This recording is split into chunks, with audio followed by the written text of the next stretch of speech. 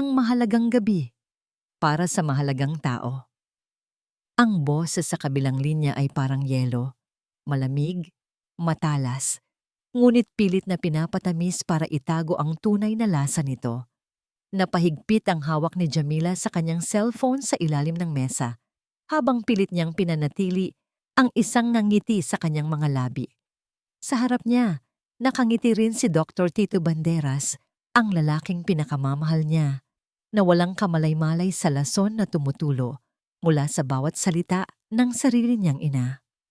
Opo, Ma'am Carolina, nag-e-enjoy po kami. Sagot ni Jamila. Ang boses niya ay magalang. Subok na itago ang panginginig. Good. You should enjoy it, Hija. Dahil ang magagandang bagay sa mundo, minsan, hindi nagtatagal. Iyon na yon. Ang huling salita. Hindi isang pagbabanta, pero mas masahol pa. Isa itong propesiya. Isang sumpa na binitawan sa gitna ng pinakamasayang gabi ng buhay niya. Binabana ni Carolina ang tawag. Anong sabi ni Mama? Tanong ni Tito. Ang mga mata nito'y nagniningning sa ilaw ng mga kandila sa kanilang mesa. Nasa isang mamahaling restaurant sila sa BGC, isang lugar na noon ay sa panaginip lang niya mapupuntahan. Ngumiti si Jamila. Isang ngingiting kinabisado na niya. Ang nangiting para sa mga banderas. Nangangamusta lang. Masaya raw siya para sa atin. Isang kasinungalingan. Pero sa mundong ito, natutunan na ni Jamila na ang kasinungalingan ay minsan nagiging sandata para mabuhay. See? I told you. Mama will come around. Sabi ni Tito, puno ng sinseridad. Hinawakan niya ang kamay ni Jamila sa ibabaw ng puting mantel. Mainit ang kamay ni Tito, pero biglang nanlamig ang buong katawan ni Jamila.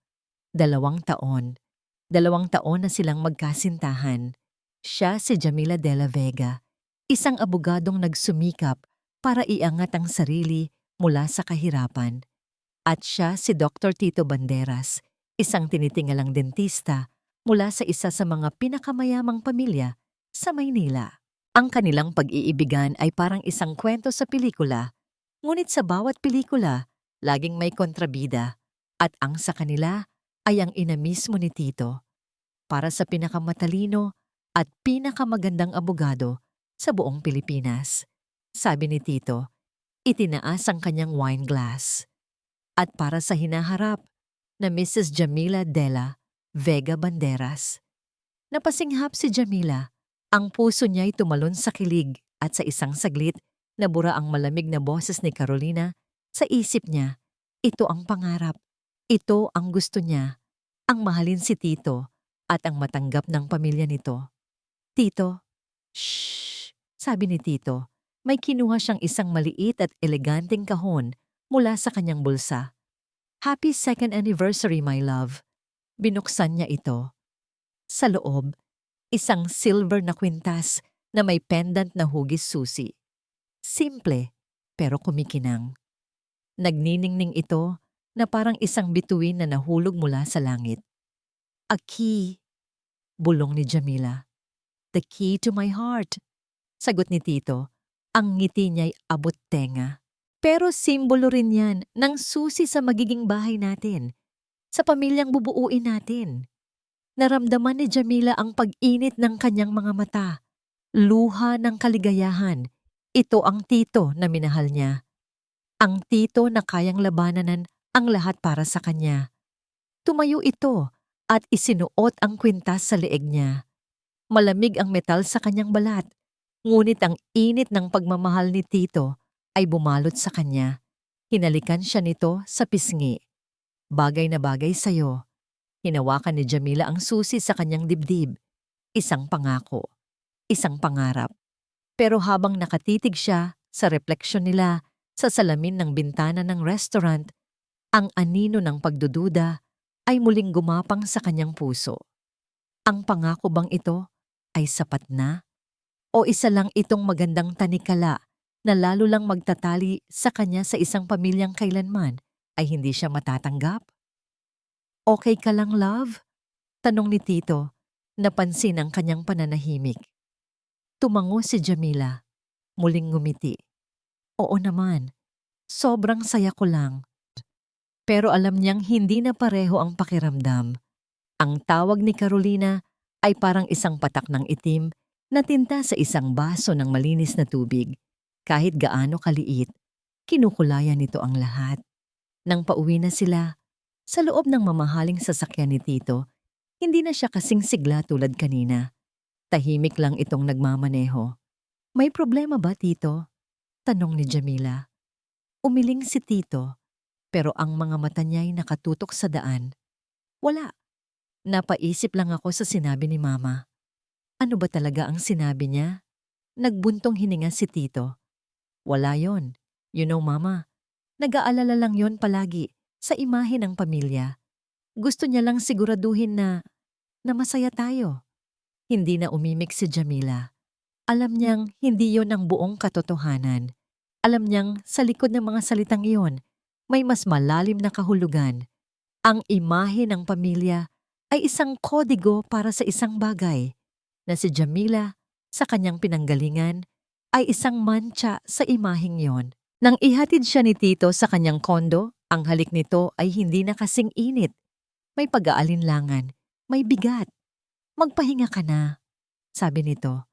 I love you. I love you too, sagot niya. Pero habang pinapanood niyang papalayo ang sasakyan nito, ang mga salita ay parang walang laman. Pumasok si Jamila sa kanyang tahimik na unit. Hinubad niya ang kanyang sapatos at umupo sa sofa. Ang katawan niya'y pagod, hindi dahil sa maghapong trabaho, kundi dahil sa emosyonal na laban na hindi niya masabi kahit kanino. Tiningnan niya ang kanyang refleksyon sa madilim na TV screen. Isang babaeng matagumpay, isang top-notch lawyer. Pero sa mga oras na ito, pakiramdam niya'y isa lang siyang batang babae na sinusubukang umakyat sa isang pader na masyadong mataas. Hinawakan niya ang kwintas, ang susi, ang pangako. Biglang nag-vibrate ang kanyang cellphone sa ibabaw ng mesa. Inabot niya ito. Iniisip na baka si Tito lang, na gustong bumawi sa pananahimik niya kanina. Pero hindi. Isang unregistered number. Mayroon itong isang text message. Binuksan niya ito at ang mga letra ay parang mga sundalong humilera para tuluyang wasakin ang anumang pag-asa na natitira sa kanya. Hindi ka nababagay sa pamilyang Banderas. Umalis ka na bago pa mahuli ang lahat. Ang manibela ay tila naging mas mabigat sa mga kamay ni Tito habang tinatahak niya ang daan pauwi. Ang imahe ng nangiti ni Jamila na bahagyang natatabunan ng lungkot ay hindi maalis sa kanyang isipan. Mahal na mahal niya ang babaeng iyon. Ibibigay niya ang lahat para dito. Pero habang papalapit siya sa malaking gate ng mansyon ng mga Banderas, isang pamilyar na bigat ang dumagan sa kanyang dibdib. Ang bahay na ito, na simbolo ng kanyang yaman at kapangyarihan, ay siya ring hawla na pumipigil sa kanya na maging tunay na malaya. Pagpasok niya sa malawak na sala, nadatnan niya ang kanyang ina, si Carolina Banderas, na nakaupo sa paborito nitong silya, nagbabasa ng isang libro sa ilalim ng dim na ilaw ng isang eleganteng lampara. Itinaas nito ang kanyang tingin at ang mga mata niya'y kasing talas ng isang agila. Kumusta ang selebrasyon ninyo, anak? Tanong ni Carolina. Isinara ang libro. Lumapit si Tito. Hindi siya umupo. Ma, nag-usap tayo. Sabi mo bibigyan mo siya ng pagkakataon. Ngumiti si Carolina. Isang nangiting hindi umaabot sa kanyang mga mata. At ginawa ko naman. Tinawagan ko siya para kamustahin. Masama ba yon? Kilala kita, Ma. Alam ko ang tono mo. Bakit kailangan mong gawin yon? Bakit kailangan mong sirain ang gabi namin? Biglang nagbago ang anyo ni Carolina. Ang dating matigas na mukha ay napalitan ng kalungkutan. Hinawakan niya ang kanyang dibdib. Tito, anak. Nag-aalala lang ako para sa'yo. Ang pamilyang ito ay may pangalang inaalagaan. Hindi biro ang maging isang Banderas. Si Jamila ang pinag-uusapan natin dito, hindi ang pangalan ng pamilya. Medyo tumaas ang boses ni Tito. At sino ba si Jamila? Ganti ni Carolina, ang boses niya ay biglang nanlamig muli. Isang abogado, oo. Magaling. Pero saan siya galing? Anong alam natin sa pamilya niya? Ang pag-ibig, Tito, hindi sapat yan para mabuhay. Kailangan mo ng kaparehong dugo, kaparehong antas.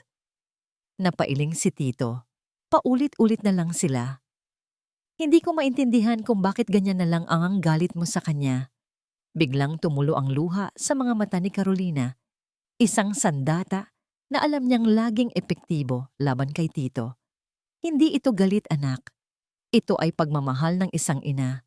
Ayoko lang na masaktan ka. Ayoko lang na dumating ang araw na gamitin ka lang niya para sa pera at pangalan natin. Naramdaman ni Tito ang paglambot ng kanyang puso. Ito ang kahinaan niya, ang kanyang ina, ang babaeng nag-alaga sa kanya, lalo na nang mamatay ang kanyang ama. Hindi ganoong klaseng babae si Jamila, mahinang sabi ni Tito. Hinawakan ni Carolina ang kamay niya. Sana nga, sana ako ang mali. Nagbuntong hininga ito. Nakikita ko kung gaano siya kabait sa lahat, lalo na kay Ramon. Siguro dahil pareho silang, alam mo na, galing sa hirap, nagkakaintindihan sila. Isang munting sundang. Binitawan ito ni Carolina nang walang kahirap-hirap, pero tumusok ito ng diretso sa puso ni Tito. Si Ramon Cruz, ang kanyang kapatid sa ama, isang produkto ng pagkakamali. Sabi nga ng kanyang ina, bagamat parte ng pamilya, laging may distansya sa pagitan nila ni Ramon. Isang distansyang si Carolina mismo ang gumawa. Totoo, mabait si Ramon kay Jamila. Siya lang yata sa buong pamilya ang tunay na ngumingiti dito. At ngayon, ang kabaitang iyon ay binigyan ng ibang kulay ng kanyang ina. Ilang araw ang lumipas, 1 linggo ng hapon, may maliit na salu-salo sa hardin ng mansyon para sa isang business partner ng kanilang kumpanya. Naroon si Jamila, pilit nang ngumingiti at nakikihalubilo, suot ang kwintas na bigay ni Tito. Mula sa kanyang kinatatayuan, pinagmamasdan ni Tito si Jamila. Maganda ito, eleganteng tingnan. Pero sa mata ng mga bisita at kamag-anak nila, nakikita niya ang mga mapanuring tingin. Nakita niyang lumapit si Ramon kay Jamila. May dala itong 2 baso ng juice. Inabutan niya si Jamila ng isa. Okay ka lang dito? Narinig ni Tito na tanong ni Ramon. Ngumiti si Jamila, isang tunay na ngiti sa pagkakataong ito. Medyo nakaka-intimidate, pero kakayanin. Salamat, Ram. Huwag mo na lang silang pansinin, sabi ni Ramon. Ang mahalaga, masaya kayo ni Tito. Isang simpleng pag-uusap, isang simpleng kilos ng kabaitan. Pero sa isipan ni Tito na nilason na ng mga salita ni Carolina, iba ang naging itsura nito. Ang ngiti ni Jamila para kay Ramon ay tila mas totoo. Ang paraan ng pag-uusap nila ay tila may sariling mundo. Pareho silang galing sa hirap, nagkakaintindihan sila. Umalingaw-ngaw ang mga salita ng kanyang ina. Naramdaman niya ang isang pamilyar na init sa kanyang dibdib, pagsiselos, pag-aari. Nang umalis si Ramon, nilapitan niya si Jamila. Hinawakan niya ito ng medyo mahigpit sa braso at hinila palayo sa mga tao, papunta sa isang sulok ng hardin na natatakpan ng mga halaman.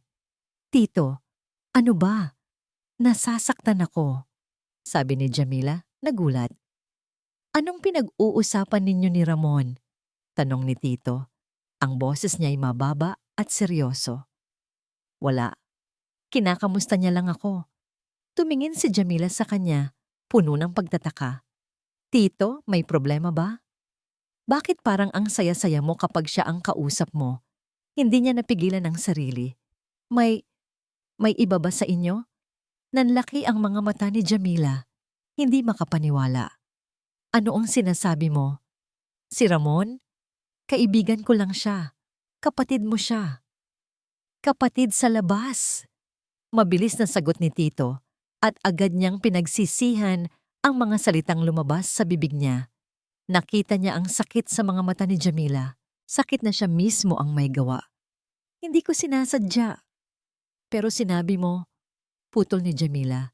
Ang boses niya ay nanginginig. Hindi kita maintindihan, Tito.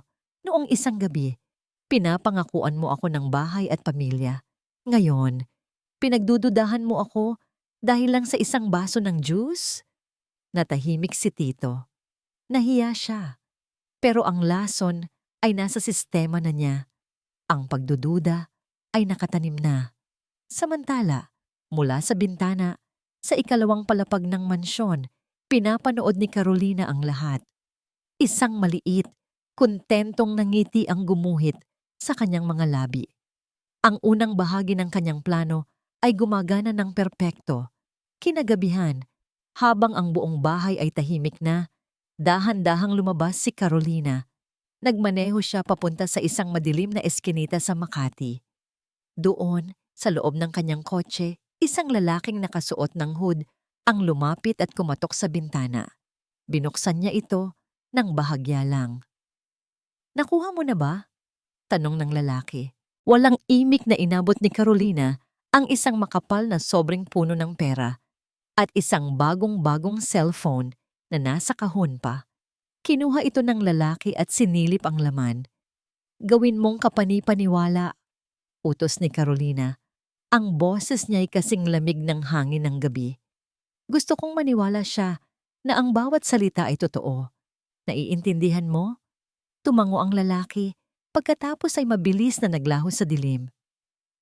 Muling isinara ni Carolina ang bintana. Tumingin siya sa kanyang refleksyon sa salamin. Walang bakas ng pagsisisi, tanging determinasyon lang. Para sa pangalan ng mga banderas, gagawin niya ang lahat. Kahit pa ang kapalit nito ay ang pansamantalang kaligayahan ng sarili niyang anak. Ang mga sumunod na araw ay parang paglalakad sa manipis na yelo. Bawat salita ay kailangang timbangin, bawat kilos ay kailangang pag-isipan. Ang dating mainit na pagmamahalan nila ni Tito ay nabalot ng isang nakakabiinging lamig. Isang gabi, habang naghahanda si Jamila na matulog, nakita niya ang pangalan ni Attorney Ramon Cruz sa listahan ng mga recent calls niya. Pinindot niya ito para i-delete, para maiwasan ang anumang gulo. Ngunit aksidente niya itong natawagan. Bago pa niya makancel, sumagot na ito. Jamila, napatawag ka. Sorry Ram, accidental call.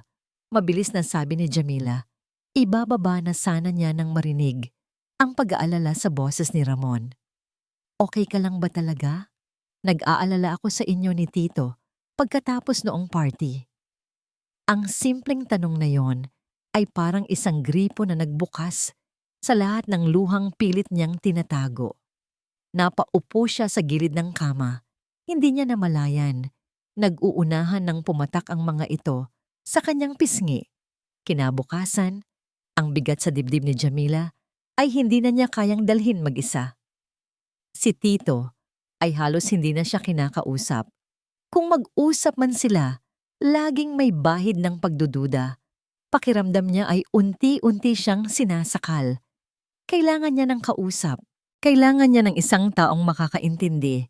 At sa pamilya Banderas, iisa lang ang taong yon. Tinext niya si Ramon.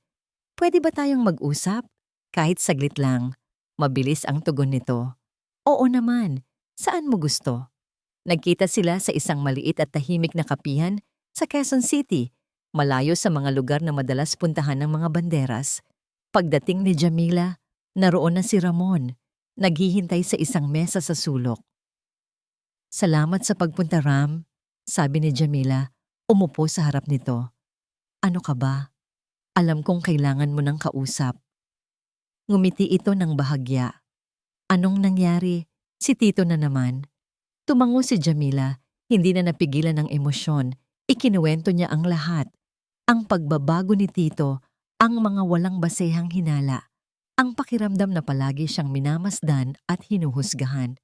Hindi ko na alam ang gagawin ko, Ram, sabi niya. Ang boses ay basag. Mahal na mahal ko ang kapatid mo, pero parang hindi na niya ako kilala. Parang mas naniniwala pa siya sa mga multo sa isip niya kaysa sa akin. Nakikinig lang si Ramon. Walang paghuhusga. Tanging pag-unawa lang ang mababasa sa kanyang mga mata. Nang matapos si Jamila, Nagbuntong hininga ito. Hindi ganyan si Tito Jam, mahinang sabi ni Ramon. Pero may lason na bumubulong sa tenga niya araw-araw. At alam nating pareho kung sino ang lason na yon. Hindi na kailangang pangalanan pa. Si Carolina. Bigyan mo lang siya ng konting panahon. Pagpapatuloy ni Ramon. Mabait na tao si Tito. Nabulag lang siya ngayon ng takot niya kay Mama. Kakausapin ko siya. Susubukan kong ipaintindi sa kanya. Sa mga salitang yon, nakaramdam si Jamila ng kaunting pag-asa, isang sinag ng liwanag sa madilim na tunnel na kanyang nilalakaran. Talaga? Gagawin mo yon? Para sa kapatid ko. At para sa'yo. Sinserong sabi ni Ramon, karapat dapat kayong maging masaya. Sa sobrang pasasalamat, napahawak si Jamila sa kamay ni Ramon sa ibabaw ng mesa. Salamat, Ram. Hindi mo alam kung gaano kalaking tulong to. Dahil sa emosyon, hindi napansin ni Jamila na medyo humigpit ang hawak niya. Bilang ganti, marahang inilagay ni Ramon ang isa pa niyang kamay sa ibabaw ng kamay ni Jamila. Isang kilos ng pag-alo at suporta. Huwag kang mag-alala. Maayos din ang lahat, sabi nito. Sa isang madilim na sulok ng kapihan, isang lalaki na kanina pa, kunwaring nagbabasa ng dyaryo, ang tahimik na itinaas ang kanyang cellphone. Itinutok niya ang kamera sa dalawang magkahawak na kamay. Pagkatapos ay sa mukha ni Jamila na puno ng emosyon at sa mukha ni Ramon na puno ng simpatya. Mula sa anggulo niya, ang eksena ay hindi mukhang isang pag-uusap ng magkaibigan. Mukha itong isang lihim na pagkikita. Isang pagtataksil. Isang mabilis na pag-click. Halos hindi marinig. Pagkatapos ng pag-uusap nila, mas gumaan ang pakiramdam ni Jamila. Nagpaalam sila sa isa't isa at habang naglalakad si Jamila palabas ng kapihan, mayroon ng maliit na ngiti sa kanyang mga labi. May pag-asa. Kakausapin ni Ramon si Tito. Magiging maayos din ang lahat. Hindi niya alam. Sa kanyang pag-alis, ang lalaki sa sulok ay tinitingnan na ang larawang nakuha niya sa screen ng kanyang cellphone. Perpekto. Ang kamay ni Ramon sa ibabaw ng kamay ni Jamila. Ang kanilang mga mukha na magkalapit. Ang intimacy. Binuksan ng lalaki ang kanyang messages, pinili ang isang numero sa kanyang contacts na may pangalang CB at inattach ang litrato. Nag-type siya ng isang maikling caption, huling-huli. Pagkatapos ay pinindot niya ang send. Ang litrato ay parang isang sampal. Nakatitig si Tito sa screen ng kanyang cellphone. Ang dibdib niya'y sumisikip sa bawat paghinga. Ang kamay ni Jamila sa ilalim ng kamay ni Ramon. Ang mga ngiti nila, ang intimacy, ang lihim na hindi para sa kanya. Ang pagdududa na itinanim ng kanyang ina ay biglang nag-ugat, lumaki, at namunga ng purong galit sa loob lamang ng ilang segundo. Bago pa man niya matawagan si Jamila para sumbatan, sunod-sunod na pumasok ang mga bagong mensahe mula sa parehong unregistered number. Hindi na mga salita, mga screenshots, isang buong pag-uusap. Ramon. Nakakaawa si Tito, masyadong nagtitiwala. Jamila, iyon ang kailangan natin, ang tiwala niya. Pagkatapos nito, makakaalis na rin tayo sa anino ng pamilya nila, Ramon. Konting tiis na lang, Jam. Malapit na nating makuha ang tiwala niya. Siguraduhin mo lang na wala siyang malalaman, Jamila. Ako ang bahala. Alam mo namang kaya kong paikutin siya sa mga palad ko. Gumuho ang mundo ni Tito. Ang bawat letra ay isang pako na ibinabaon sa kanyang puso. Ang Jamila na kilala niya, ang simple, tapat at mapagmahal na Jamila ay biglang naglaho. Ang humalili ay isang estrangherang mapagpanggap at ganid. Isang halimaw. Hindi na siya nag-isip. Ang dugo niya'y kumukulo. Ang isip niya'y sinaniban ng galit na ngayon lang niya naramdaman sa buong buhay niya. Nagmaneho siya papunta sa kondo ni Jamila. Ang mga kamay ay nanginginig sa manibela. Hindi sa takot, kundi sa pagnanais na sumabog. Nang buksan ni Jamila ang pinto, ang mukha nito'y nagliwanag sa isang nangiti. Tito, love, napadalaw ka. Hindi natapos ang sasabihin niya. Ang nangiti ay naglaho nang makita ang itsura ni Tito. Ang mga mata niya'y parang dalawang nagbabagang uling. Ang mukha niya'y walang emosyon. Pumasok si Tito sa loob. Hindi inalintana ang pagtataka ni Jamila. Walang salitang ibinato niya ang kanyang cellphone sa ibabaw ng center table. Ano yan? Naguguluhang tanong ni Jamila. Tingnan mo. Malamig na utos ni Tito. Kinuha ni Jamila ang cellphone. Nakita niya ang litrato. Pagkatapos, ang mga mensahe. Ang bawat hibla ng kulay sa kanyang muka ay nawala. Napahawak siya sa mesa para suportahan ang sarili. Tito, ano to? Nanginginig niyang tanong. Hindi, hindi sa akin yan. Hindi ako yan. Sino? Isang multo na kamukha mo at kapangalan mo? Sarkastikong tanong ni Tito. Ang boses niya ay puno ng lason. Huwag mo na akong gawing tanga, Jamila. Hindi. Baka na to. May sumisira sa atin. Maniwala ka sa akin. Umiiyak na pakiusap ni Jamila. Lumapit siya para hawakan si Tito. Pero umatras ito na para bang siya ay isang nakakadiring sakit. Ang pag-atras niyang iyon ay mas masakit pa sa sampal. Naniwala ako, sabi ni Tito. Ang bawat salita ay mabigat. Naniwala ako sa lahat ng kasinungalingan mo. Naniwala ako na mahal mo ako. Yun pala, ang pangalan at pera lang ng pamilya ko ang habol mo. Hindi totoo yan, Tito, mahal kita. Tama na, putol ni Tito. Pagod na akong maging tanga.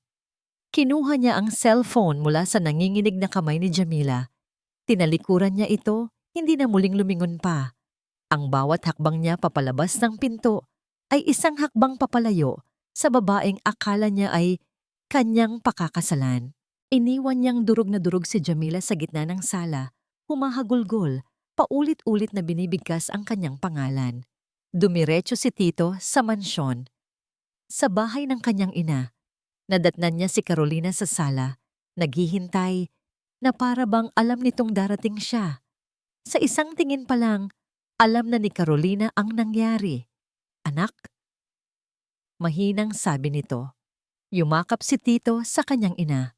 Doon, sa mga bisig ng babaeng nagbigay buhay sa kanya, gumuho ang kanyang katatagan. Humagulgol siya na parang isang batang nawawala. Inaplos ni Carolina ang kanyang likod. Shh! Nandito lang si Mama. Tapos na ang lahat. Bakit, Ma? Bakit niya ginawa sa akin to? Tanong ni Tito sa gitna ng kanyang mga hikbi. Hinawakan ni Carolina ang mukha niya. Pinunasan ang kanyang mga luha gamit ang kanyang hinlalaki. Ang mga mata niya'y puno ng awa. Isang perpektong pag-arte. Sinabi ko na sa'yo, anak. Bulong nito. Hindi siya para sa atin. May mga taong ganyan talaga. Gagamitin ka lang nila. Pero huwag kang mag-alala. Hindi ka namin iiwan. Samantala, sa kondo, hindi na gumagalaw si Jamila mula sa kanyang pagkakaupo sa sahig. Basang-basa na ang kanyang muka sa luha. Ang sakit sa kanyang dibdib ay napakatindi. Parang pinipiga ang kanyang puso hanggang sa wala nang matira. Tapos na. Sa isang iglap, nawala ang lahat. Bigla, naramdaman niya ang isang matinding pagkahilo. Umikot ang kanyang paningin. Napahawak siya sa kanyang ulo. Sinundan ito ng isang alon ng pagduduwal na nagpaasid sa kanyang sikmura. Dahan-dahan siyang tumayo, gumapang papunta sa banyo. Sumuka siya sa lababo. Pagkatapos, nanginginig siyang naghilamos ng mukha. Tumingin siya sa kanyang refleksyon sa salamin. Isang babaeng wasak. Pula ang mga mata. Namumutla. Habang nakatitig sa sarili, isang malamig na takot ang biglang gumapang sa kanyang buong katawan. Sandali. Pinilit niyang alalahanin. Kailan nga ba ang huling regla niya? Dapat ay noong 1 linggo pa. O baka noong 1 linggo pa bago yon. Napatakip siya sa kanyang bibig. Ang pagkahilo, ang pagduduwal. Hindi maari. Nanginginig ang mga kamay, binuksan niya ang isang app sa kanyang cellphone, ang kanyang period tracker. Tiningnan niya ang kalendaryo. 2 linggo. 2 linggo na siyang delayed. Ang sala ng mansyon ng mga banderas ay hindi kailanman naging ganito kalamig. Para itong isang korte at si Carolina Banderas, nakaupo sa kanyang silyang parang trono, ang siyang hukom. Sa kanyang paningin, ang lahat ay nasa tamang lugar. Ang kanyang anak na si Tito ay nakatayo sa tabi ng bintana. Ang likod ay matigas na parang bato. Ang mukha ay isang maskara ng galit at sakit.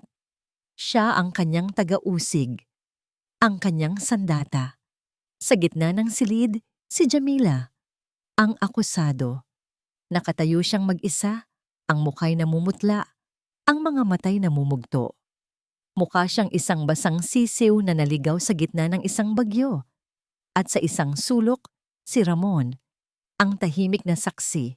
Nakikita ni Carolina ang pag-igting ng panga nito, ang pagnanais na magsalita. Ngunit isang matalim na tingin lang mula sa kanya ay sapat na para manatili itong nakaupo. Alam ni Ramon ang nakataya, ang kanyang mana, ang kanyang lugar sa pamilyang ito. Perpekto. Nagsimula na ang paglilitis. Hindi ko maintindihan kung bakit kailangan nating gawin to. Basag ang boses na sabi ni Jamila. Ang tingin niya'y nakatuon lamang kay Tito. Tito, mag-usap tayo. Tayo lang. Humarap si Tito. Ang mga mata niya'y walang anumang bakas ng pagmamahal na minsan nitong ipinangako. Tapos na tayong mag-usap, Jamila.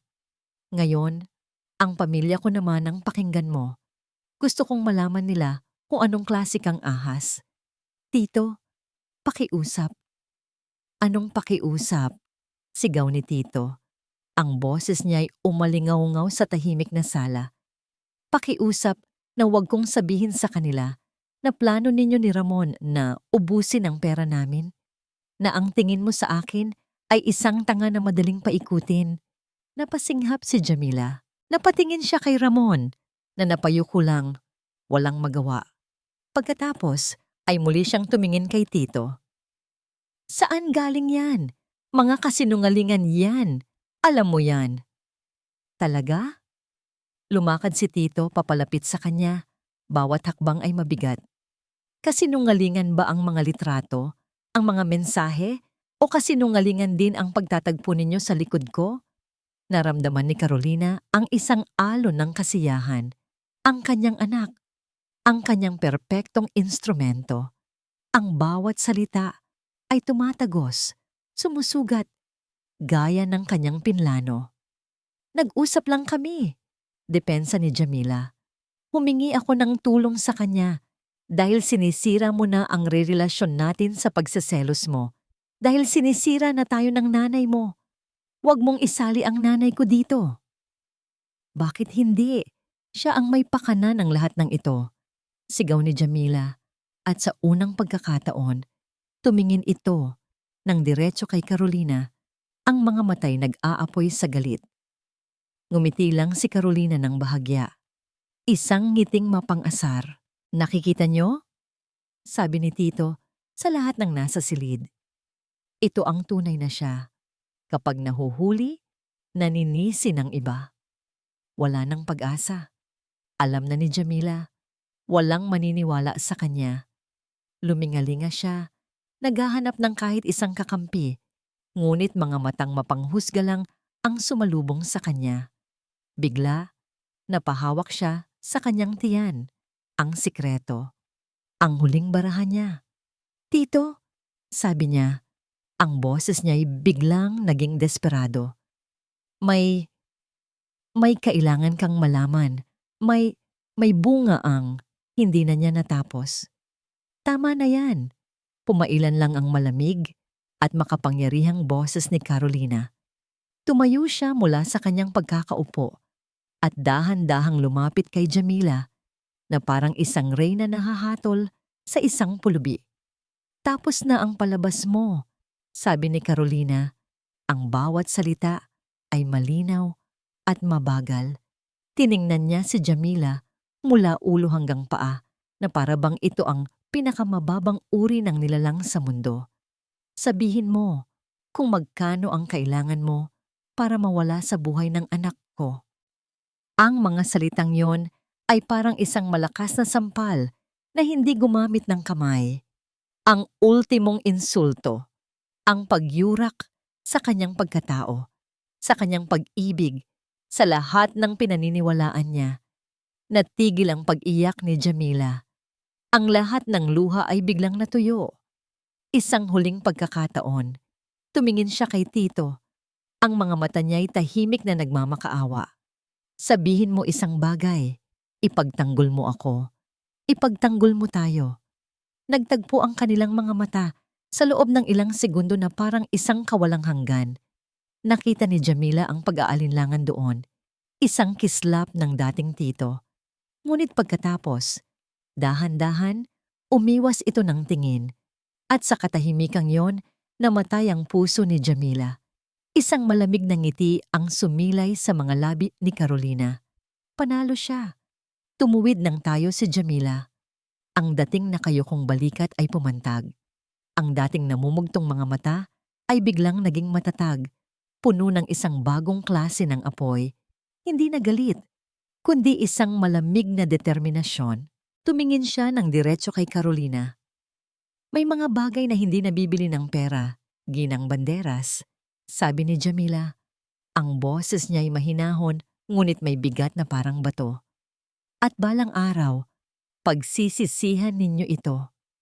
Pagkatapos ay tinalikuran niya silang lahat. Hindi na siya lumingon pa. Dahan-dahan siyang naglakad palabas ng pinto. Bawat hakbang ay may dignidad. Palayo sa mga taong sumira sa kanya. Palayo sa lalaking duwag na nagtalikod sa kanya.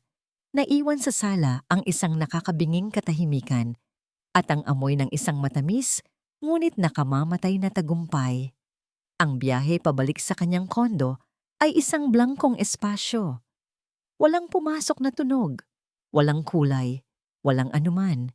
Ang tanging nararamdaman ni Jamila ay ang bigat ng kanyang bawat paghinga na para bang ang hangin sa Maynila ay naging lason.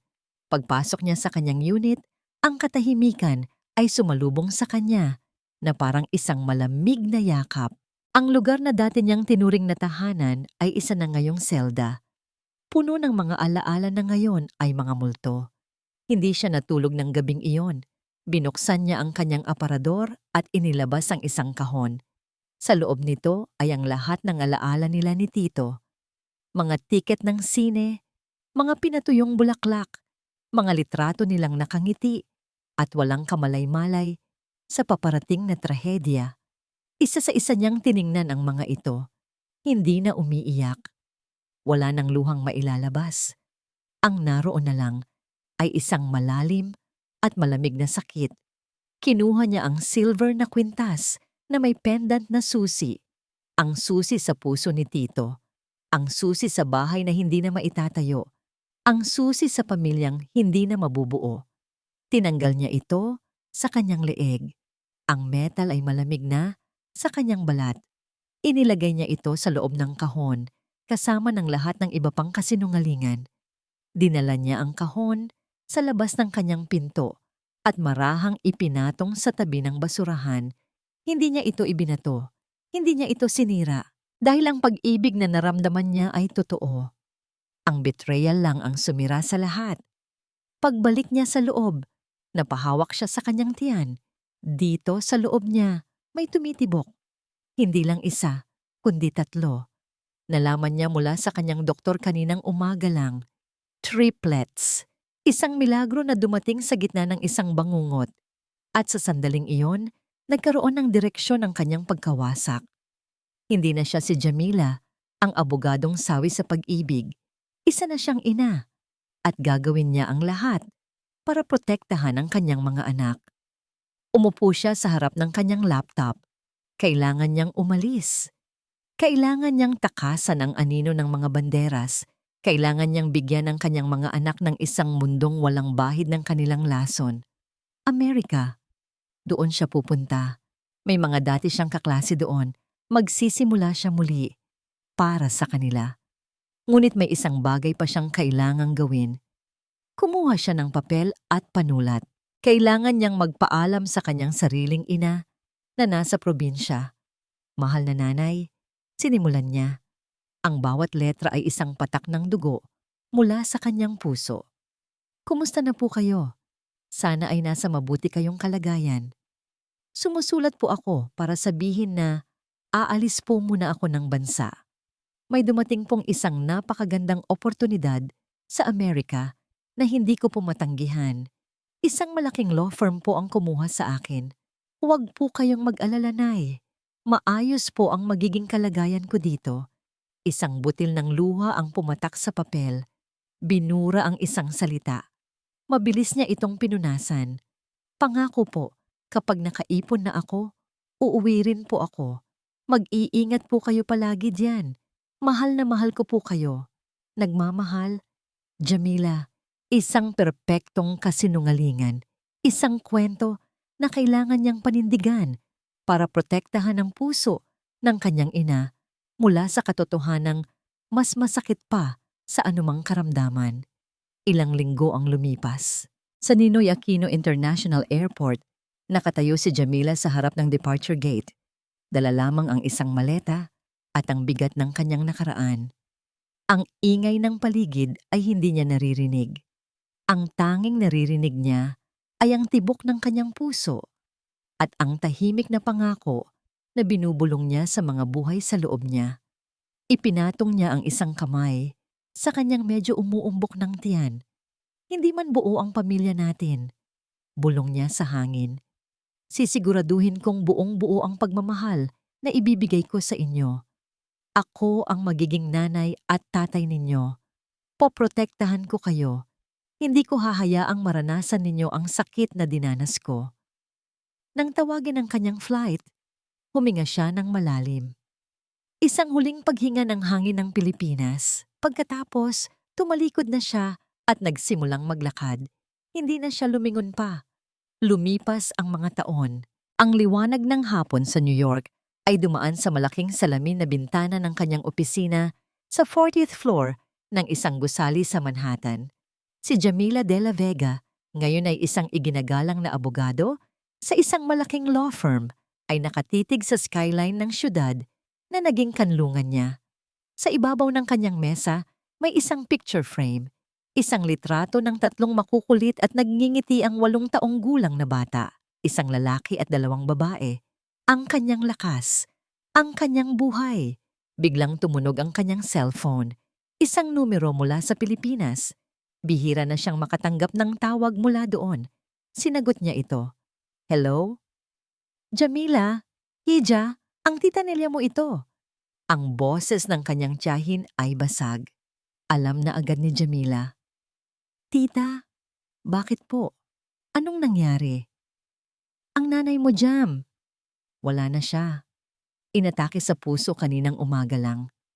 Ang cellphone ay halos mabitawan ni Jamila. Ang syudad sa labas ay biglang naglaho. Ang sakit na akala niya ay matagal nang nakabaon ay muling sumirit, sariwa at matalas. Ang kanyang ina, ang huling sinag ng kanyang nakaraan. Kailangan niyang umuwi. Ang amoy ng disinfectant sa maliit na klinika ni Tito ay malayo sa mamahaling pabango na dati bumabalot sa kanyang modernong Banderas Dental Clinic sa BGC. Ang dating state-of-the-art na dental chair ay napalitan ng isang segundamanong unit na lumalangit-ngit sa bawat galaw. At ang dating tanawin ng city skyline mula sa kanyang bintana ay isa na lang ngayong pader na ladrilyo. Ito na ang buhay ni Tito Banderas, 8 taon matapos niyang talikuran si Jamila. Isang financial scandal ang nagpabagsak sa kanya. Isang masamang investment, sabi ng mga financial advisor ng pamilya. Isang katangahan, sabi ng isip niya. Gumuho ang kanyang pinaghirapan na para bang isang kastilyong buhangin na tinangay ng alon. Sa isang paraan, tinanggap niya ito bilang kanyang karma. Ang kabayaran sa ginawa niyang kasalanan sa nag-iisang babaeng tunay na nagmahal sa kanya. Ang pangalan ni Jamila ay isang multo na laging bumabalik sa kanyang mga gabi. Sa 8 taon, walang isang araw na hindi niya ito naisip. Ano na kaya ang nangyari sa kanya? Nasaan na kaya siya? Napatawad na kaya niya siya? Mga tanong na alam niyang hinding-hindi na masasagot. Isang gabi, habang nag-i-scroll sa kanyang cellphone pagkatapos ng isang mahabang araw, isang pamilyar na apelyido ang tumawag sa kanyang pansin sa isang online obituary. De la Vega, Carmelita. Pumanaw sa edad na 65 ang nanay ni Jamila. Isang matinding kirot ang biglang kumurot sa puso ni Tito. Naalala niya ang kabaitan ng matanda noong minsan siyang dalawin ni Jamila sa probinsya. Simpleng tao, pero puno ng init at pagmamahal, hindi. Wala siyang karapatang pumunta. Isa siyang estranghero, isa siyang kaaway, pero isang bahagi niya ang hindi mapakali. Isang pagnanais na magbigay ng huling paggalang, isang desperadong pag-asang masilayan. Kahit mula sa malayo, ang babaeng patuloy na tinitibok ng kanyang puso. Kinabukasan, suot ang isang itim na polo. Nagmaneho si Tito papunta sa address ng funeral home na nakasulat sa obituary. Mula sa labas, pinanood niya ang mga taong pumapasok at lumalabas. Nang sa wakas, ay lakasan na niya ang kanyang loob.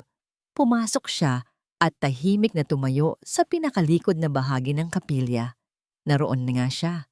Nakatayo si Jamila malapit sa kabaong, nakikipag-usap sa mga kamag-anak. Mas tumatag ang kanyang itsura.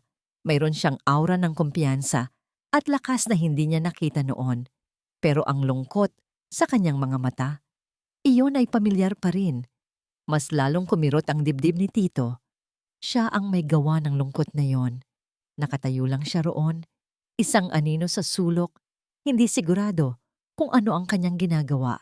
Nang biglang may isang maliit na kamay na humila sa laylayan ng kanyang pantalon. Tumingin siya sa ibaba. Isang maliit na batang babae, marahil mga 8 taong gulang, na may malalaking bilugang mata, ang nakatingala sa kanya. Ang mga matang yon, parang nakatingin siya sa isang salamin. "Are you my papa?" Tanong ng bata sa isang inosenteng tinig. Natigilan si Tito, nanuyo ang kanyang lalamunan. Ang puso niya'y biglang tumigil sa pagtibok. Bago pa siya makasagot, 2 pang bata ang lumapit. Isang lalaki at isa pang babae. Nang makita ni Jamila ang pagkabigla sa mukha ng batang babae, napalingon siya at doon niya nakita si Tito. Nakatayo ito sa likuran, parang isang multo mula sa nakaraan. Ang kanyang ekspresyon ay hindi maintindihan, halo-halong gulat, takot, at isang bagay na hindi niya mabasa. Nagkatitigan sila. 8 taon. 8 taon ng pangungulila, ng sakit, ng pagsisisi, at ng pagtataka ang naglaho sa isang saglit na pagtatagpo ng kanilang mga mata. Ang mga salita ng batang babae ay tila hindi na naririnig ni Tito. Nakatitig lang ito sa 3 bata na nakapalibot sa kanyang mga binti. Ang mga bata na kamukhang kamukha niya. Ang mga bata na ang kanyang mga anak. "Papa?" Mahinang tanong ng batang lalaki. Ang tinig ay tila nag-aalangan. Ang mundo ni Tito ay tila gumuho at muling nabuo sa loob lamang ng isang segundo. Ang katotohanan na matagal na niyang tinatakasan, ang katotohanang nagpapahirap sa kanya araw-araw, ay nasa harapan na niya ngayon. Hindi lang 1, 3.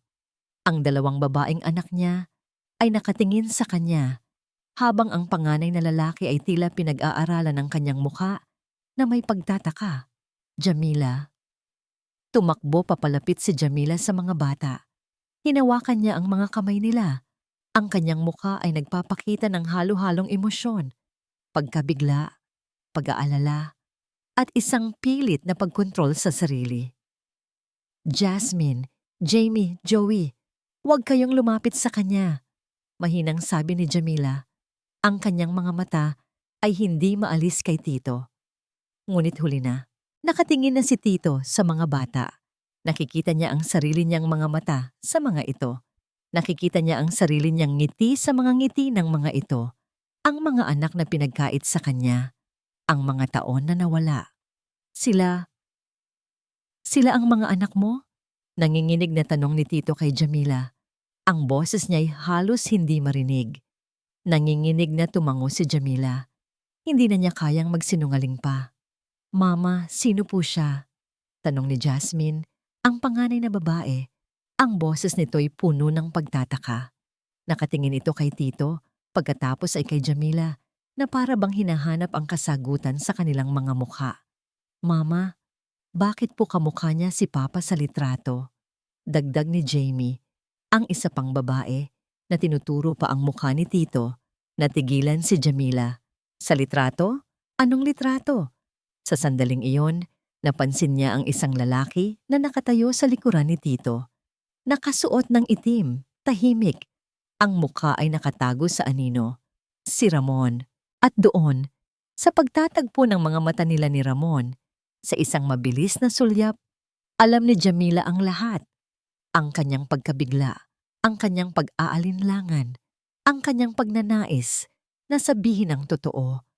Ang lalaking yon, ang litrato, ang mga mensahe, ang lahat ng ito. Isang plano na pinangunahan ng nanay ni Tito. At si Ramon, alam niya. Bago pa man niya maintindihan ang lahat, bago pa man niya masabi ang anumang dapat sabihin, lumapit si Tito sa mga bata. Nanginginig ang kanyang mga kamay habang iniaabot niya ito para hawakan ang pisngi ni Jasmine. Hindi ako si Papa, sabi ni Tito. Ang kanyang boses ay puno ng sakit. Pero, anak ko kayo. Nalilito ang mga bata. Napatingin sila kay Jamila. Tumingin si Jamila kay Tito. Nakita niya ang lalaking minahal niya noon, ang lalaking nawala sa kanya. Ngayon, nasa harap na niya ulit, kasama ang katotohanan na pareho nilang tinakasan noon. Tito. Nagsimula siyang magsalita, ngunit biglang may lumapit sa kanilang grupo. Si Ramon. Naglakad ito diretso papunta kay Tito. Ang mukha nito ay puno ng determinasyon. Kapatid, sabi ni Ramon, ang boses nito ay seryoso. Panahon na para malaman mo ang lahat ng katotohanan. Hawak ni Ramon ang isang makapal na sobre. Sa hawak nito, alam ni Jamila, hindi lang ang nakaraan ang mabubunyag, kundi pati na rin ang hinaharap nila. Nagkita sila sa isang tahimik na coffee shop, kinabukasan. Malayo sa prying eyes ng kanilang mundo. Ang hangin sa pagitan ng magkapatid ay mabigat. Puno ng 8 taon ng non-said words, ng pagsisisi, at ng isang katotohanang matagal nang dapat lumabas. Si Tito ay nakaupo na parang isang estatwa. Ang mga mata niya ay nakatitig sa kawalan. Ang imahe ng 3 bata ay paulit-ulit na naglalaro sa kanyang isipan.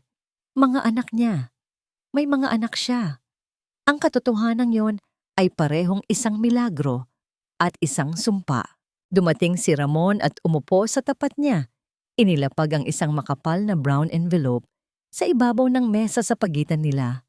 Ang tunog nito sa kahoy ay tila isang malakas na dagundong sa kanilang katahimikan. Ano to? Walang emosyong tanong ni Tito, hindi man lang tinitingnan ng kapatid. Ang katotohanan. Simpleng sagot ni Ramon. Itinulak niya ang envelope papalapit kay Tito. Panahon na para malaman mo ang totoo, kapatid. Tinitigan ni Tito ang envelope. Parang isang ahas na naghihintay na tuklawin siya. Dahan-dahan, nanginginig ang mga kamay. Binuksan niya ito. Ang unang laman ay isang set ng mga printed na bank statements. Mga statement mula sa isang account na hindi niya kilala. Pero ang pangalan sa itaas ay malinaw, Carolina Banderas. May mga naka-highlight na transaksyon, mga malalaking cash withdrawals na ginawa sa loob ng ilang linggo. 8 taon na ang nakalipas. Ang mga petsa, tumutugma sa mga linggo bago ang kanilang paghihiwalay ni Jamila. Hindi ko maintindihan, bulong ni Tito. Tingnan mo pa, sabi ni Ramon. Ang sumunod na papel ay isang sworn affidavit, isang testimonya mula sa isang lalaking nagngangalang Marco Reyes, isang private investigator. Binasa ni Tito ang bawat salita at habang ginagawa niya ito, unti-unting gumuho ang pundasyon ng kanyang mundo. Inaamin ni Marco Reyes na siya ang kinontrata ni Carolina Banderas. Siya ang kumuha ng mga litrato sa coffee shop. Sinadyang kunan sa anggulong, magmumukha itong malisyoso. Siya ang bumili ng 2 bagong SIM card. At siya, sa ilalim ng utos ni Carolina, ang gumawa ng mga pekeng text messages sa pagitan ng 2 numerong yon para palabasin na nag-uusap sina Jamila at Ramon. Ang halaga, ₱250,000. Ang halagang eksaktong tumutugma sa mga cash withdrawal sa bank statement ni Carolina. Hindi. Napailing si Tito, ayaw maniwala. Hindi. Hindi ito magagawa ni Mama. Tumingin si Ramon sa kanya. Ang mga mata ay puno ng awa at pagsisisi. Ginawa niya, Tito. At alam ko, matagal ko nang alam. Bakit? Bakit hindi mo sinabi? Ang boses ni Tito ay basag na. Puno ng sakit ng isang taong nalaman na ang buong buhay niya ay isang malaking kasinungalingan. Dahil duwag ako, aminado si Ramon, napayo ko. Dahil tinakot niya ako, sinabi niya na itatakwil niya ako, na aalisin sa mana, nasisirain niya rin ang buhay ko, at naniwala ako. Pinili ko ang sarili ko, isang desisyon na pinagsisihan ko sa loob ng 8 taon. Tumayo si Tito, hindi na niya kaya. Naglakad siya papalayo, napahawak sa kanyang ulo. Ang sakit ay napakatindi, hindi lang ang panloloko, kundi ang katotohanang ang sarili niyang ina ang sumira sa kanya, ang nagalis sa kanya ng pagkakataong maging ama sa kanyang mga anak. Pero hindi pa yan ang lahat, sabi ni Ramon. Ang boses niya ay mas mabigat ngayon. Napalingon si Tito. Anong meron pa? Anong masasahol pa dito? May isa pang laman niyang envelope, sabi ni Ramon. Bumalik si Tito sa mesa, ang mga binti ay nanginginig. Kinuha niya ang huling set ng mga dokumento, mga financial reports, mula sa Banderas Corporation. Nakita niya ang mga numero, ang mga investment, at ang isang malaking butas, isang investment loss na nagkakahalaga ng milyon-milyon. Ang parehong investment loss na isinisi sa kanya na naging dahilan ng financial scandal na nagpasara sa kanyang klinika. Ang perang ginamit niya para sirain si Jamila, dahan-dahang paliwanag ni Ramon na parang naglalabas ng lason mula sa kanyang sistema, ay galing sa pondo ng kumpanya, pera na hindi sa kanya, ninakaw niya, at nang malapit ng matuklasan ang pagnanakaw niya, kailangan niya ng diversion, kailangan niya ng fall guy. Tumingin si Ramon ng diretso sa mga mata ni Tito. Ang financial scandal na nagpasara sa klinik mo, iyon ang paraan niya para pagtakpan ang pagnanakaw niya. Ikaw ang isinakripisyo niya para iligtas ang sarili niya. Kapatid, isang nakakabinging katahimikan. Ang hangin ay tila nawala sa silid. Si Tito ay nakatitig sa mga papel, ngunit hindi na niya ito nakikita. Ang nakikita niya ay ang mukha ng kanyang ina, ang mga yakap nito, ang mga I love you nito, ang mga ginagawa ko ito para sa'yo nito. Lahat. Isang kasinungalingan. Hindi lang niya sinira ang pag-ibig niya. Hindi lang niya inalis ang mga anak niya. Sinira niya ang mismong buhay niya. Para sa sarili niyang kapakanan, dahan-dahang itinaas ni Tito ang kanyang tingin mula sa mga papel. Ang sakit sa kanyang mga mata ay napalitan ng isang bagay na mas malamig, mas madilim, isang nakakakilabot na katahimikan. Tumingin siya kay Ramon at nagtanong ng isang napakasimpleng tanong, ngunit may bigat na parang kamatayan. Nasaan si Mama? Ang mansyon ng mga Banderas ay kasing enggrande at kasing tahimik pa rin, gaya ng dati.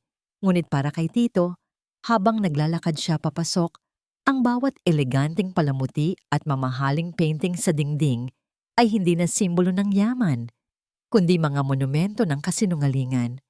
Nadatnan niya ang kanyang ina sa sala, sa paborito pa rin nitong silya, Nagbabasa ng libro na para bang walang nagbago sa mundo. Itinaas nito ang kanyang tingin nang maramdaman ang kanyang pagdating. Tito, anak, mabutit na padalaw ka, sabi ni Carolina. Ngumiti. Ang parehong nangiti na ginamit nito para lokohin siya sa loob ng maraming taon. Hindi sumagot si Tito.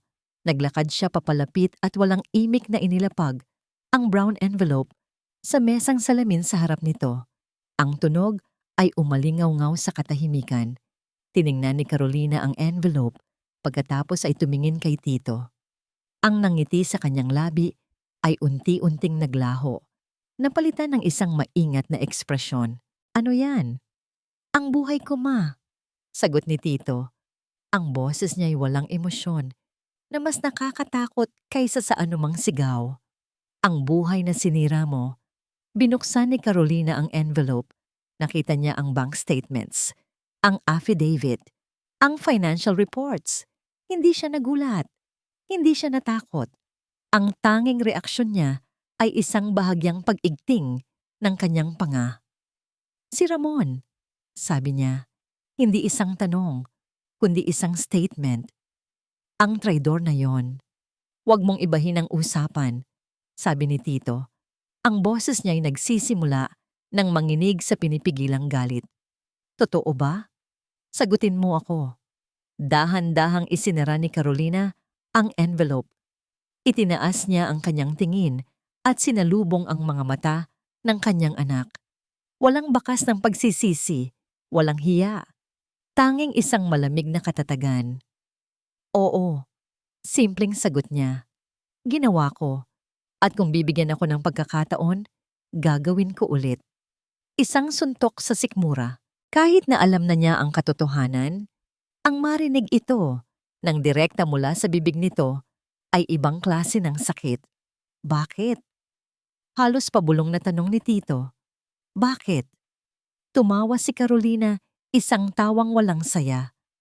Dahil kailangan, Tito, ginawa ko lang ang nararapat para sa pangalan ng pamilya natin. Ang babaeng yon, isa siyang pagkakamali. Isang dumi na kailangang linisin. At ang pera? Ang kumpanya? Sakripisyo yon na kailangan para maprotektahan ang ating legasya. Legasya? Hindi makapaniwalang ulit ni Tito. Anong legasya, ma?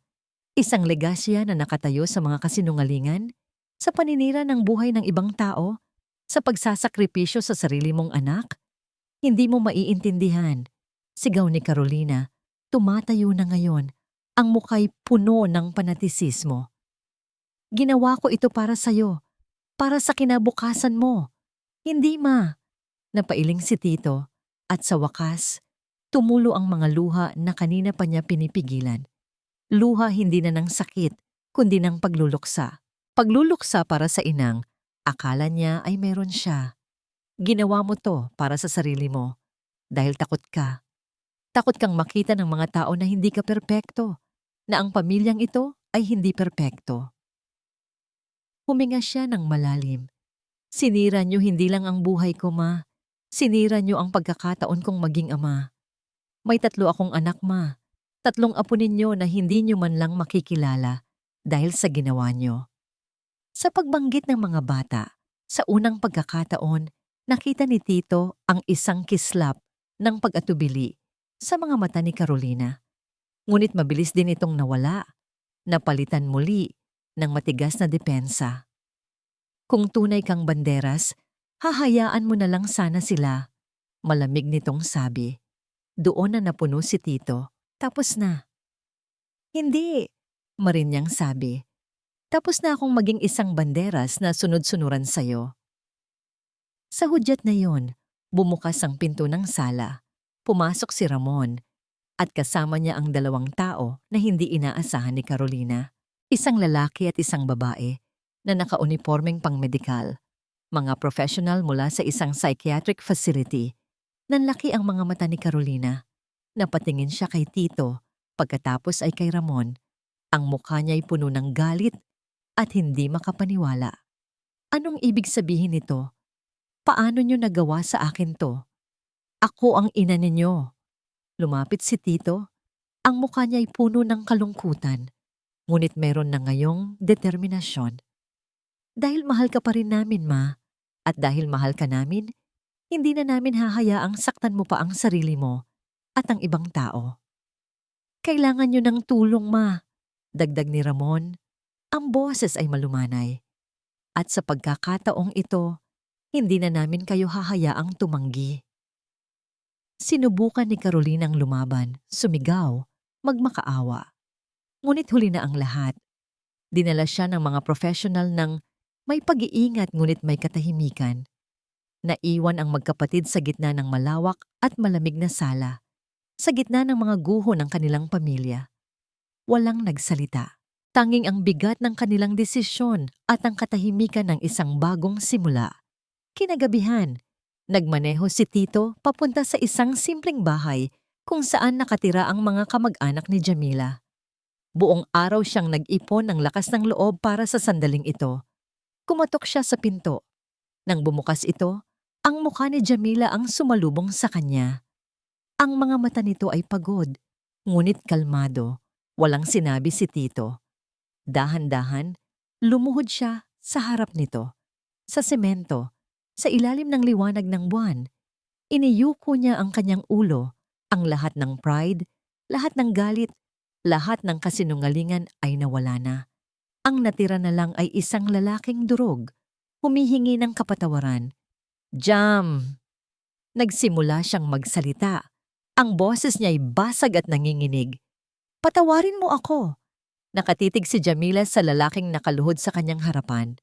Ang dating arogante at makapangyarihang si Tito Banderas, ngayon ay isang anino ng kanyang dating sarili. Ang ulo ay nakayuko sa kahihiyahiyan. Sa isang iglap, ang lahat ng galit na inipon niya sa loob ng 8 taon ay tila naglaho, napalitan ng isang malalim at nakakapagod na awa. Hindi siya nagsalita. Pumasok siya sa loob at iniwang bukas ang pinto. Isang tahimik na paanyaya. Tumayo si Tito, ang mga tuhod ay nanghihina, at sumunod sa kanya papasok. Umupo sila sa maliit na sala. Ang katahimikan ay mabigat, puno ng mga salitang kailangang sabihin. Alam ko na ang lahat. Sa wakas ay basag ni Tito sa katahimikan. Ikinuwento niya ang lahat. Ang pag-uusap nila ni Ramon, ang mga ebidensya, ang pagharap niya sa kanyang ina. Ang desisyon nilang ipasok ito sa isang mental health facility. Hindi siya nagdahilan. Hindi niya sinubukang pagaanin ang kanyang kasalanan. Inilatag niya ang lahat ng kanyang pagkakamali, ang kanyang karuwagan, ang kanyang pagkabulag. Nakinig lang si Jamila.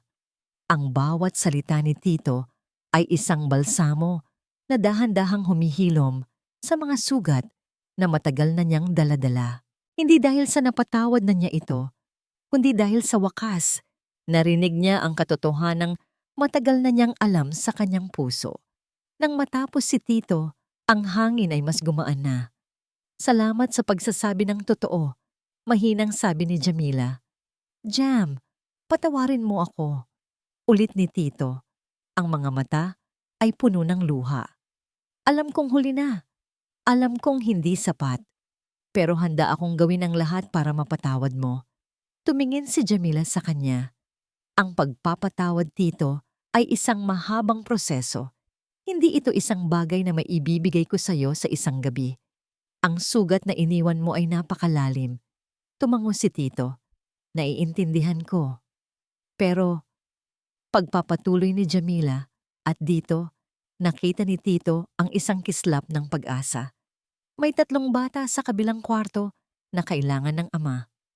At iyon, hindi ko ipagkakait sa kanila. O sayo. Isang butil ng luha ang pumatak mula sa mata ni Tito. Isang luha ng pasasalamat. Maari kang maging ama sa mga anak natin, Tito, sabi ni Jamila. Ang boses niya ay matatag na ngayon, puno ng mga kondisyon na siya na ang magtatakda. Pero ang tiwala ko, kailangan mong paghirapan araw-araw. Ang pamilyang ito ay magiging ligtas na lugar. Walang sino man ang magmamay-ari kanino man. Walang lason, walang paninira. Paggalang at katapatan lang. Kaya mo bang ibigay yon? Walang pag-aalinlangan tumango si Tito. Kaya ko, gagawin ko, araw-araw. Hindi iyon ang katapusan. Iyon ang simula ng isang mas mahirap na paglalakbay. Ang mga sumunod na buwan ay isang serye ng mga maliliit na hakbang. Si Tito, sa una, ay isang estranghero sa kanyang mga anak. Dahan-dahan, sa tulong ni Jamila, sinimulan niyang bumuo ng tulay. May mga eksenang siya'y nagbabasa ng bedtime stories nang may nerbiyos. May mga eksenang tinuturuan niya si Joey kung paano magbisikleta at mas marami pa siyang tumba kaysa sa bata. May mga eksenang pinapractice niya kung paano itirintas ang buhok ni na Jasmine at Jamie na laging nauuwi sa isang magulong buhol. Sa bawat pagkakamali, sa bawat tawa, sa bawat yakap, unti-unting natutunaw ang yelo sa puso ni Jamila. Nakikita niya ang pagbabago kay Tito. Hindi na siya ang lalaking kontrolado ng kanyang ina, kundi isang lalaking hinuhubog ng pagmamahal para sa kanyang mga anak. Isang taon ang lumipas. Sa isang maliit at pribadong beach sa Bohol, sa ilalim ng papalubog na araw, isang simpleng seremonya ang naganap. Walang engrandeng dekorasyon, walang daan-daang bisita, at higit sa lahat, walang Carolina Banderas. Tanging sila lang, si Tito, si Jamila, at ang kanilang 3 anak na masayang naghahagis ng mga talulot ng bulaklak sa buhangin. Nakaharap sila sa isa't isa, ang kanilang mga paa ay nakababad sa dulo ng alon. Ang pag-ibig ay hindi pag-aari, sabi ni Tito sa kanyang panata. Nakatingin ng diretso sa mga mata ni Jamila. Ito ay pagpili, at pinipili kong mahalin ka, igalang ka, at alagaan ang pamilyang ito araw-araw. Habang ako'y nabubuhay. Ngumiti si Jamila, isang tunay at payapang nangiti. Ang tiwala ay hindi hinihingi, sabi niya sa kanyang panata. Ito ay pinaghihirapan, at sa bawat araw na pinapatunayan mo ang iyong pagbabago, pinipili kong magtiwala muli. Isinuot nila ang simpleng singsing sa isa't isa. Walang masigabong palakpakan, tanging ang tunog lang ng mga alon at ang masasayang tawa ng kanilang mga anak. Niyakap ni Tito si Jamila, at sa pagkakataong ito, ang yakap ay hindi na nagtatali. Ito ay nagpapalaya. Habang magkayakap silang pinapanood ang paglubog ng araw, kasama ang 3 bunga ng kanilang nasirang nakaraan at nabuong kinabukasan, alam nila na hindi ito isang perpektong pagtatapos. Ito ay isang totoong simula. Isang simula na itinayo hindi sa mga pangako ng magpakailanman, kundi sa isang mas matibay na pundasyon, ang pagpili, araw-araw, na magpatawad, magtiwala at magmahal muli. Account